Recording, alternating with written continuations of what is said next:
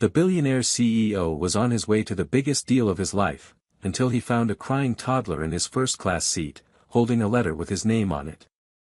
Henry Winston moved through the private boarding gate like he had 1,000 times before, efficient, precise, and without emotion. His custom-tailored suit was crisp, his watch synchronized to Tokyo time, and his mind fully absorbed in the negotiation strategy he had mentally rehearsed the entire drive to the airport. This deal would be the biggest of his career. Billions were on the line, not just for the company but for his legacy. Everything had been coordinated to the minute. His assistant had ensured his favorite seat, 13A in first class, was reserved, and his files were loaded onto his tablet, ready for final review during the flight. There was nothing unpredictable about any of it. That was how Henry operated. Control was the foundation of his world. But as he stepped into the cabin and approached row 13, something jolted his routine. His seat was occupied. And not by a fellow executive or a misassigned passenger. A small child, a toddler, maybe 3 years old, was curled up in seat 13A, clutching a stuffed bear and crying softly into the fabric of the seatbelt. He wore a white cotton sweater that looked slightly too big for his tiny frame, and his shoes had clearly been taken off somewhere along the way. His face was flushed from crying, and his wide, tear-filled blue eyes locked onto Henry's with something that made the air catch in Henry's lungs. A flight attendant quickly approached, apologizing with visible confusion. She glanced down at the boy's boarding pass, then back up at Henry. The child's name wasn't listed under any reservation. There was no guardian on the manifest. No check-in alert. No explanation. Yet somehow, this boy had been assigned to seat 13A, Henry's seat. Security was being called. A gate agent was on their way. The captain had been notified. Henry should have been frustrated. He should have insisted on immediate resolution and moved on to another seat, focusing on the billion-dollar deal awaiting him across the ocean. But he didn't. Something stopped him. He didn't understand why, but instead of stepping back, he slowly sat down in seat 13B beside the child, watching him with growing unease. The boy had stopped crying now, but his lips still trembled. Clutched in his hand, almost unnoticed beneath the edge of his sleeve, was a folded piece of paper. A name was scribbled across the front in blue marker, Henry Winston.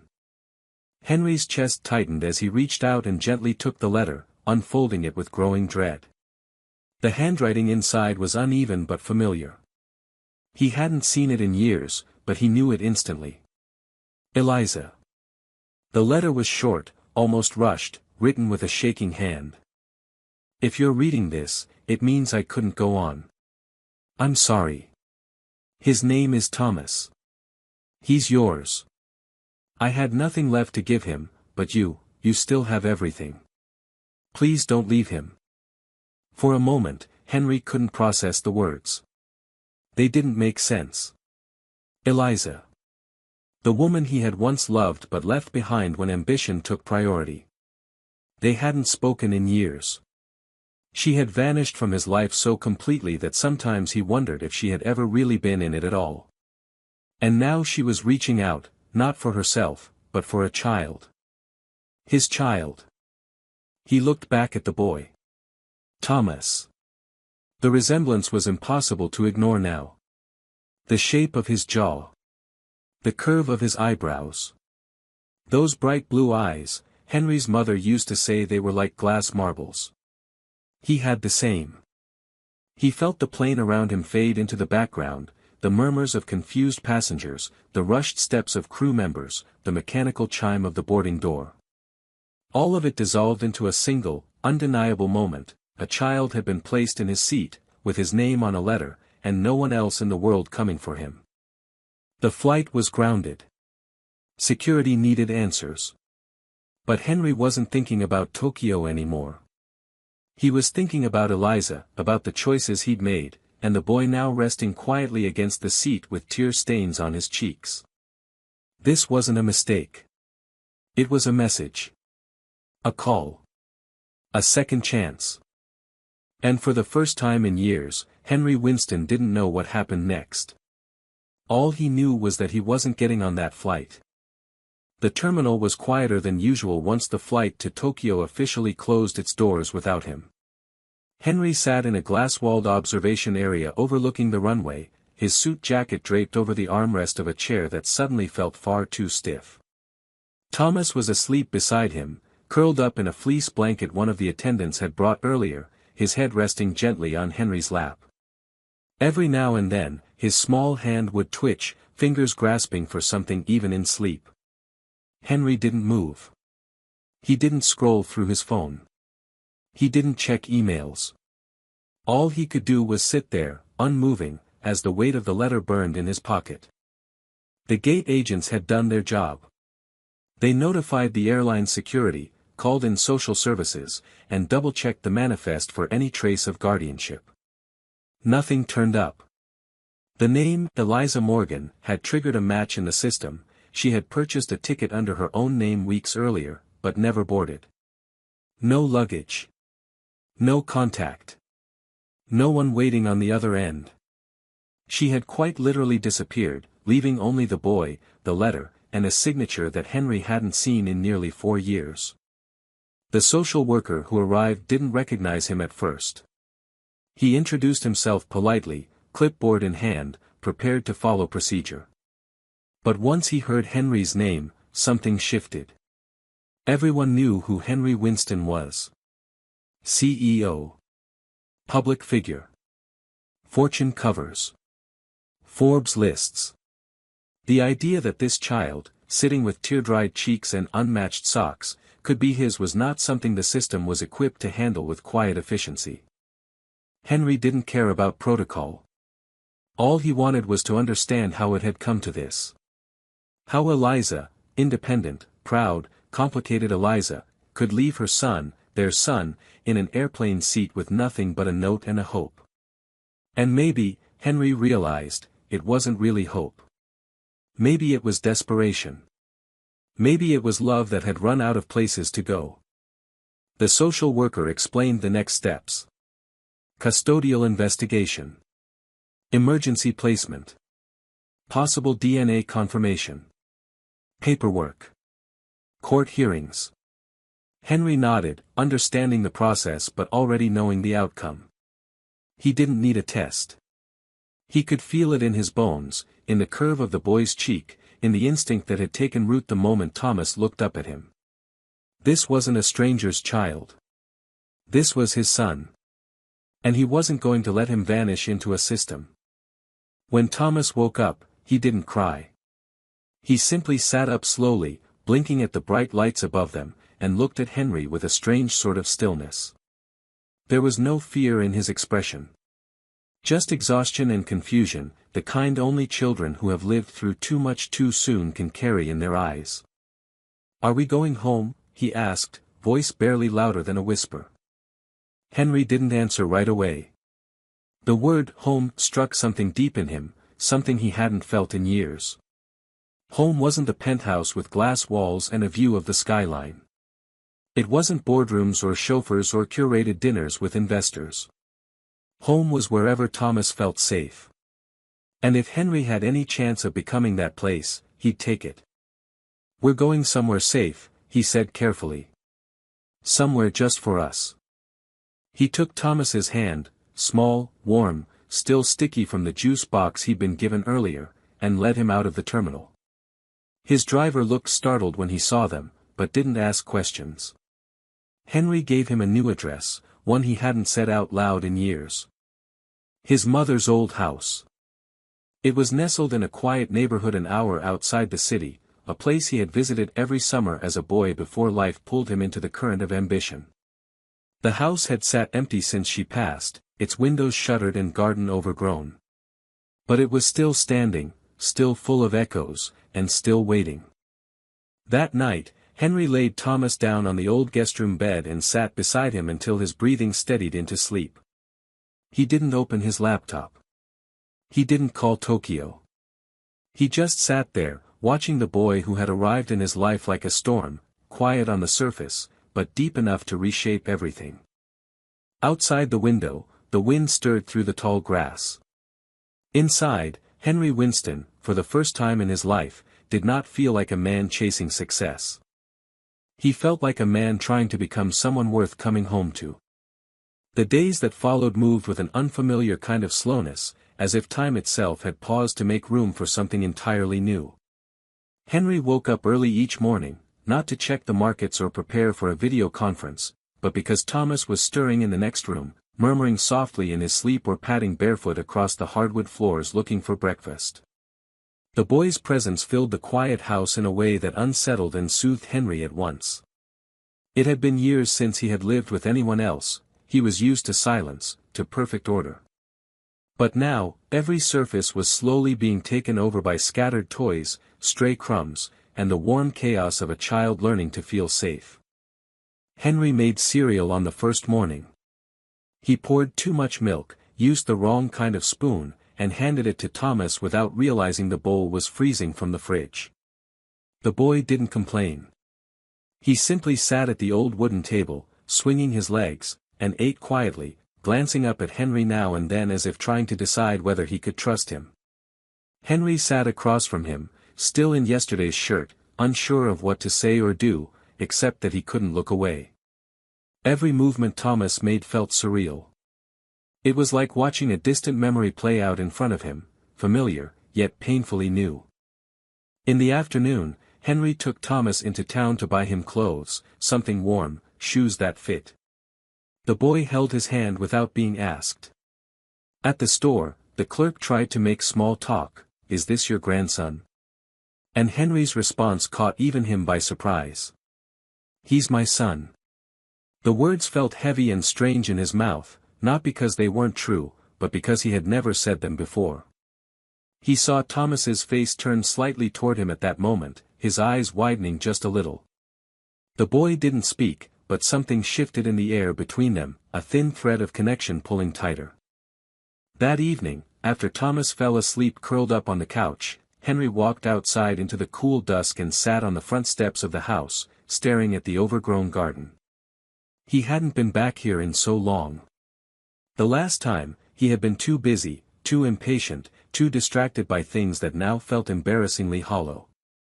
He had missed so much. Not just the years he could have had with Eliza, but the little things, the first smile, the first word, the nights with fevers, the early drawings hung proudly on a wall. He thought about Eliza constantly. What had she gone through? What had driven her to that final decision, to put her son on a plane alone, carrying only a letter and a memory? She had always been strong, sharp, unwilling to be pitted or caged. She had loved fiercely, and he had once believed that would last forever, until he let ambition drown out everything else. Now all he had was the son she left behind, and the guilt that maybe, if he had stayed, things would have been different. But guilt wasn't useful anymore. Thomas didn't need apologies. He needed presence. Stability. Patience. Love. Henry didn't know how to be a father. Not really. But he knew how to stay. And that, he was beginning to realize, was more than enough to start with. The next day, he called the attorney handling the emergency guardianship process. He didn't want temporary custody. He wanted it permanent. He wanted every signature, every form, every evaluation needed to make it official. There were court dates to schedule, documents to file, a DNA test to confirm what his heart already knew. He'd go through all of it. Not out of obligation, but out of choice. A conscious, deliberate choice. When he came home that evening, Thomas ran to him with a drawing clutched in one hand. It was crude, drawn in thick crayon lines, but unmistakable. A tall man holding the hand of a small boy beneath a crooked sun. Above them, in uneven letters, was written one word, Dad. Henry knelt down, took the picture, and looked at Thomas. He didn't say anything for a moment. He just pulled the boy into a gentle hug, not too tight, but close enough to feel how real he was. That night, when the house finally grew quiet, Henry stood by the door of Thomas's room and watched him sleep. He didn't feel lost anymore. He didn't feel unsure. He felt chosen. And that changed everything. By the fourth week, the house no longer felt like a place Henry had returned to, it felt like a place being rewritten, one memory at a time. The silence that once echoed through the halls was now filled with footsteps too small to be heard unless you were listening closely. Thomas had taken to singing softly to himself in the mornings, a series of made-up tunes that always changed but somehow made perfect sense to him. The house, once a monument to a life of order and ambition, now bore signs of imperfection that Henry found strangely comforting: a sock under the coffee table, fingerprints on the glass doors, a crayon drawing stuck to the refrigerator with a magnet that used to hold tax forms. Henry was learning how to adjust, not in grand gestures, but in 100 tiny, humbling ways. He had learned that Thomas hated the smell of eggs and loved apples with the skin peeled. He knew the boy needed 2 stories before bed, no matter how tired he was. He knew Thomas was afraid of loud toilets and that he would only wear pajamas with animals on them. He also knew that the nightmares came twice a week, always just before midnight, and that the boy would call for him softly, unsure if it was okay to wake him. Henry never hesitated. He would come into the room, sit on the edge of the bed, and rub his back until the fear melted away. There were no speeches, no explanations. Just presence. And slowly, that presence was becoming something Thomas could rely on. During the days, Henry began to navigate the unfamiliar world of early childhood. He enrolled Thomas in a local preschool under a temporary guardianship agreement and met with teachers who asked him about routines, favorite toys, food allergies, emotional triggers. He answered as best he could, filled out forms he never imagined completing, and sat through orientation meetings where he was just another parent in a room full of people balancing snacks and toddlers and exhaustion. And surprisingly, he didn't feel out of place. He felt human. Grounded. He had spent years at the top of skyscrapers, giving speeches about vision and strategy, but here, among sticky tables and alphabet charts, he felt closer to something real than he ever had in his glass office. The case with social services moved forward. The DNA test came back, confirmation of paternity, though Henry hadn't needed proof. The official custody process had begun, and while it might take weeks or months to finalize, no one questioned his commitment. The system, cautious as it was, recognized when someone showed up not for obligation but because they refused to leave. Amber, the social worker assigned to their case, was young but sharp, with kind eyes and a steady voice. She visited often to check on Thomas, but also on Henry. She asked about routines, about emotional bonding, about Henry's long-term plans. At first, he gave calculated answers, logical, structured, well-reasoned. But as time passed, his answers changed. He spoke not about plans, but about moments. About how Thomas hugged him tighter every week. About how bedtime had become his favorite part of the day. About how the boy had begun calling him Dad without hesitation. Amber listened, took notes, and once, after a particularly quiet visit, said something that stayed with him: sometimes, love doesn't need a timeline. It just needs proof that you're still there. Henry carried those words with him.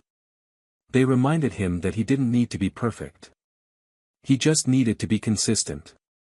When Thomas cried over broken toys, he didn't try to fix them right away. He listened first. When the boy laughed too loudly in restaurants, he didn't hush him. He laughed too. When Thomas asked why his mommy couldn't come back, Henry didn't offer false hope. He held him and told the truth, that she had loved him, that she had done her best, and that now, it was Henry's job to make sure he never had to feel that alone again. One night, after Thomas had fallen asleep with his arms wrapped around a toy firetruck, Henry sat in the living room with a cup of tea, looking through old photos he had dug out of a forgotten box in the attic. Most were of his childhood, his mother, a few blurry shots of Eliza. In one photo, she was sitting in the grass, barefoot, her eyes closed, sunlight on her face. He stared at it for a long time, guilt and love mingling in a way that made his chest ache. He whispered a thank you he knew she would never hear. Not just for Thomas, but for trusting him, even after everything. As the fire crackled and the house settled into night, Henry realized he no longer felt like a man pausing his life for someone else. He wasn't on a break from success. He wasn't waiting to return to what he had lost. He was building something new. Something that didn't need applause, only love. And for the first time in years, he felt like he was exactly where he was supposed to be. Winter crept in slowly, wrapping the town in early darkness and cold mornings that required extra blankets and gloves too small for Henry to figure out without help. Life had found a rhythm now, and while it was far from easy, it was no longer unfamiliar. Thomas had started calling the house our place, and each time he said it, Henry felt something shift quietly inside him, like the foundation of his life was settling into place for the first time.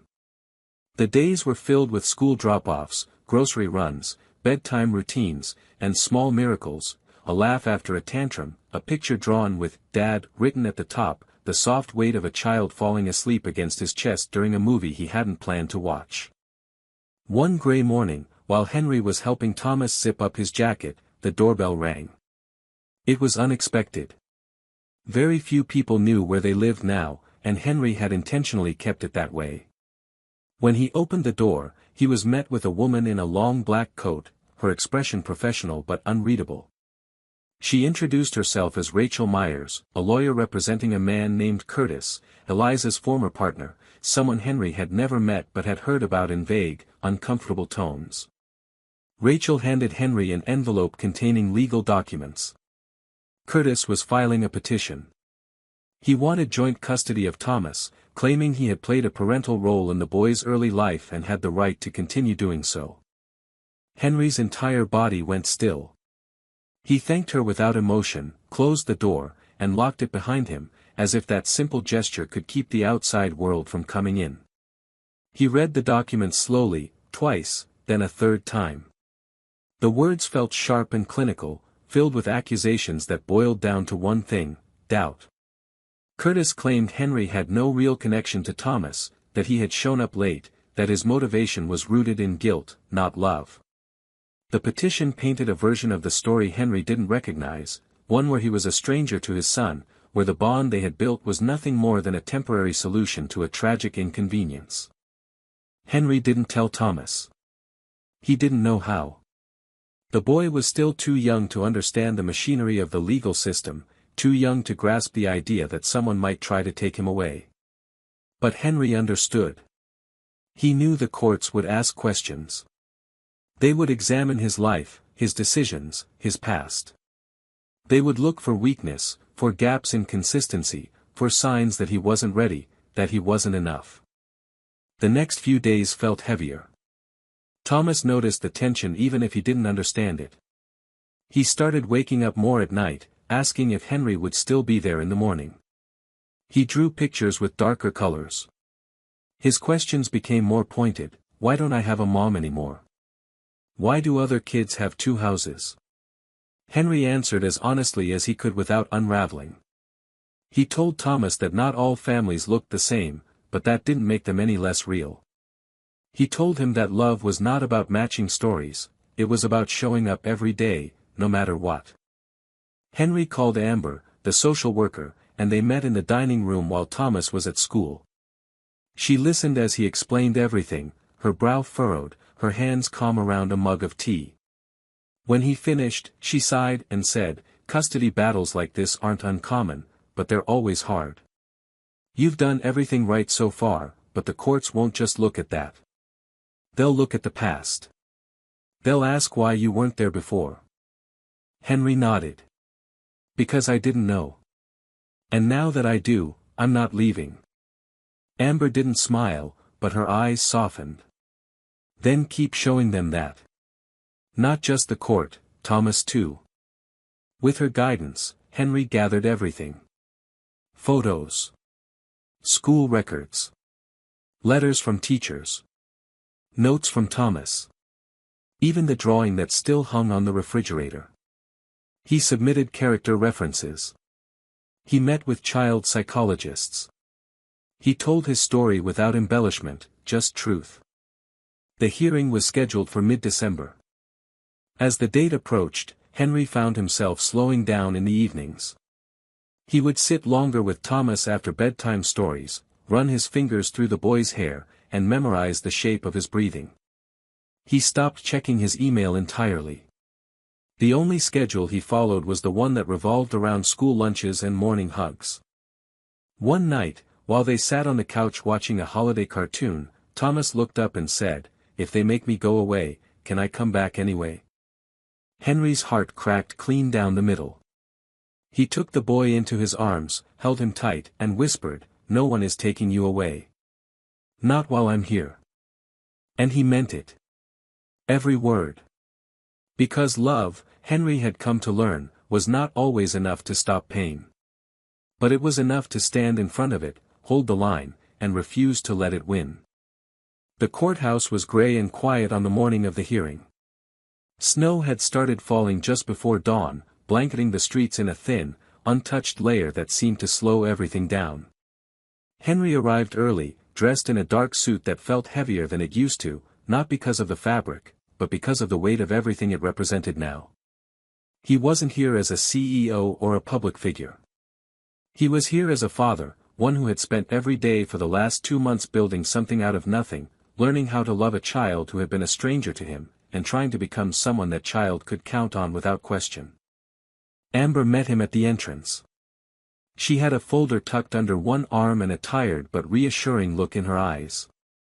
They walked through the halls together in silence until they reached the family courtroom, a modest space with worn benches and soft lighting that felt more like a waiting room than a battlefield.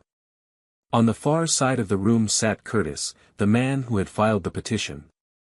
He was taller than Henry expected, dressed well, his expression unreadable. He didn't acknowledge Henry. He just sat beside his lawyer, hands clasped tightly in front of him. The judge entered shortly after and asked for both sides to present their cases.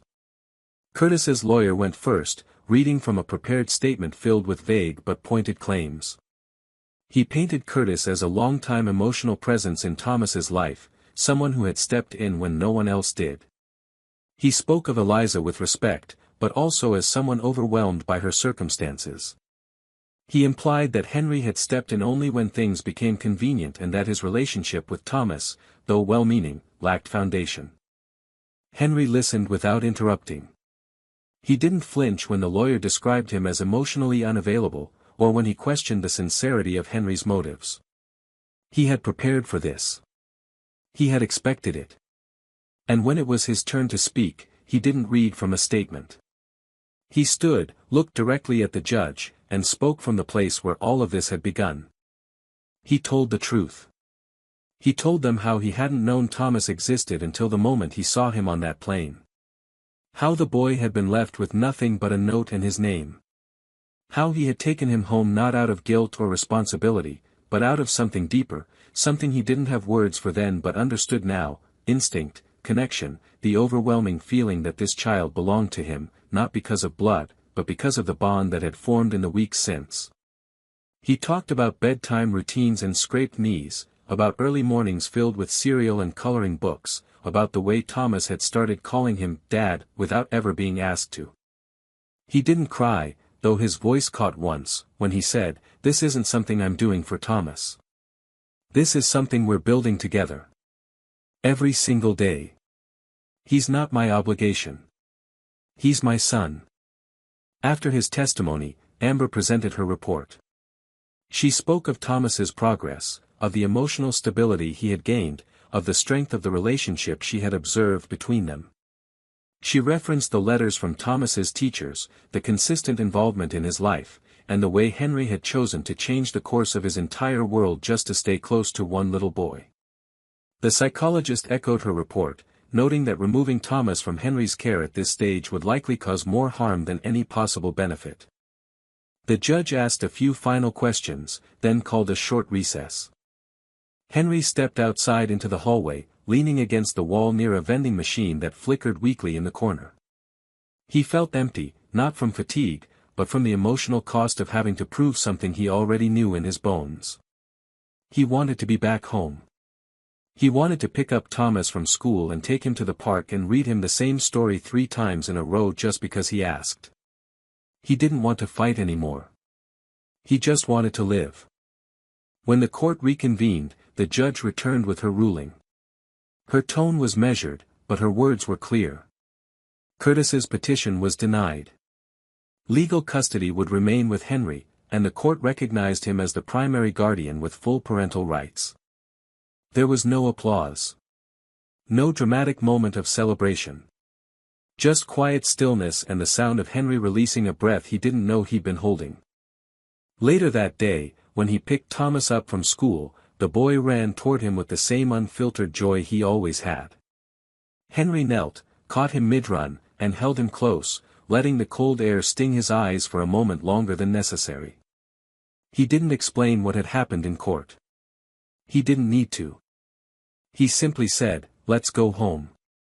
And Thomas, smiling wide and warm against his shoulder, whispered back, "Our home." That was all that mattered. The weeks that followed the custody ruling felt like stepping into a new season of life, one Henry hadn't known he was waiting for. The tension that had quietly lived beneath the surface of every moment was finally gone. No more court dates. No more paperwork. No more watching every move with the fear that someone would question whether he belonged in his son's life. What remained was routine, not the kind dictated by business calendars and global meetings, but the kind made up of school pickups, spilled juice, bedtime laughter, and tiny socks that never stayed in pairs no matter how often he tried to organize them. Thomas had begun to change too. The fear in his eyes, the caution in his tone, the slight flinch when someone raised their voice, all of it began to fade. He smiled more, talked more, asked more questions. He had started drawing daily, pictures of their house, of the two of them holding hands, of rockets and dogs and sometimes things he couldn't explain but always called ours.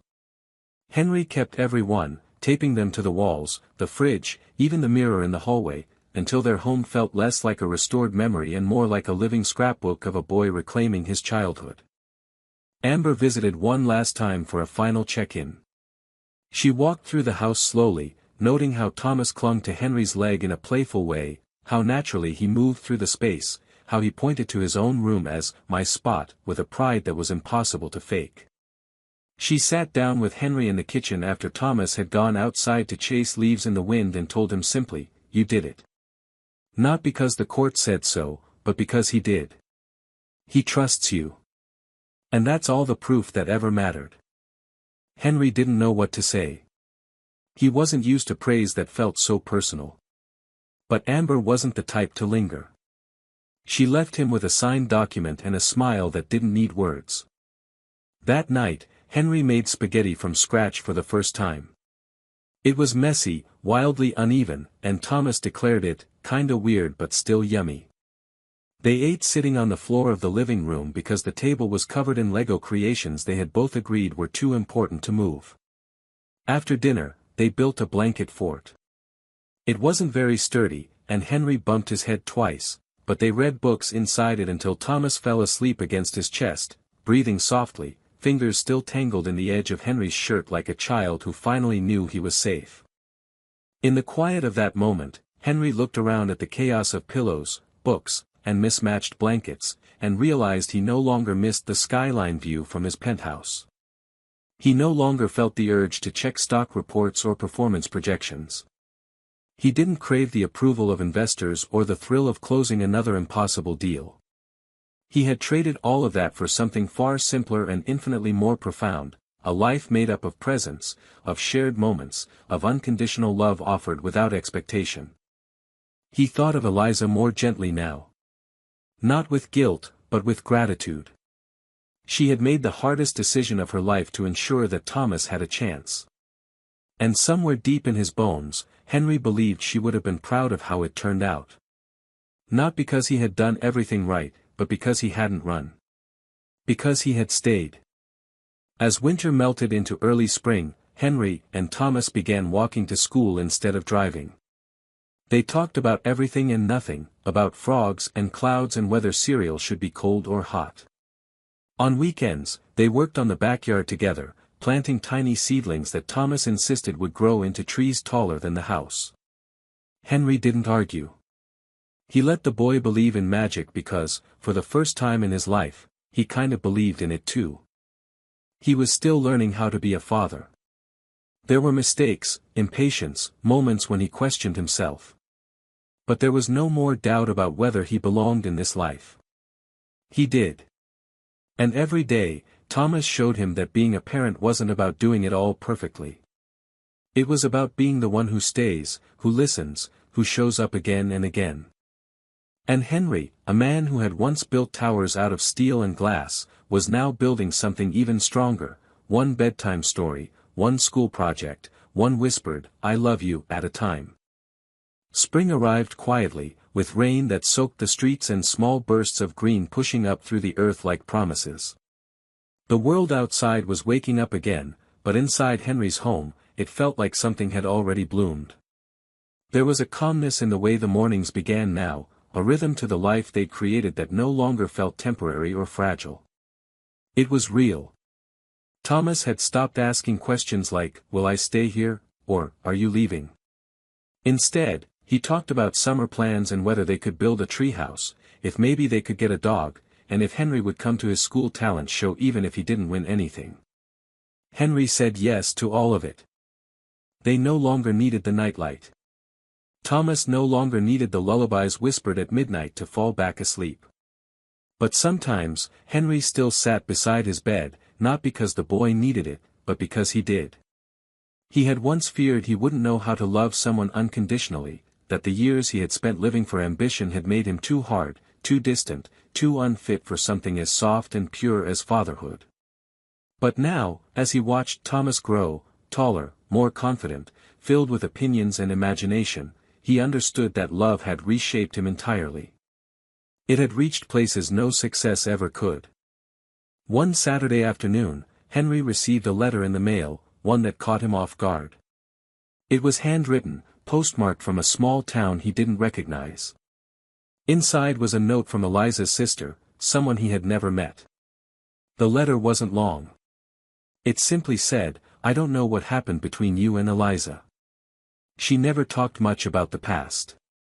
But I do know she loved that boy more than anything, and that she made the hardest choice a mother ever could.